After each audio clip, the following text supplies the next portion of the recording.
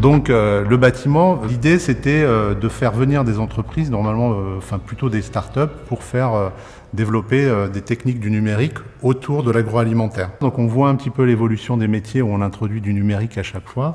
Et l'idée c'était de traduire un peu une transformation de l'usage du béton qui était très rudimentaire au départ jusqu'à un certain niveau, donc un usage lié à une introduction de lumière dans certains espaces par le développement ultime actuel du béton, qui est d'avoir un béton qui laisse traverser la lumière.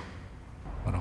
Donc Farid, vous souhaitez utiliser un matériau qui laisse passer la lumière, un matériau minéral, mais qui laisse passer la lumière, pour habiller les ouvertures. Donc des ouvertures en rez-de-chaussée et en premier niveau.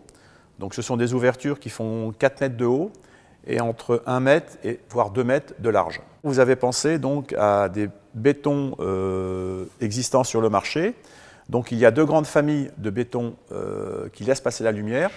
Des bétons à base de fibres optiques qui laissent passer la lumière mais d'une façon relativement limitée, et des bétons à base d'inserts en verre ou en résine qui sont beaucoup plus performants au niveau du passage de la lumière.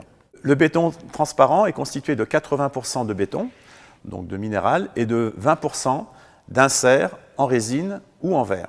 Donc ce sont des panneaux préfabriqués qui sont disponibles en 15 mm d'épaisseur, 3 cm, voire 5 cm.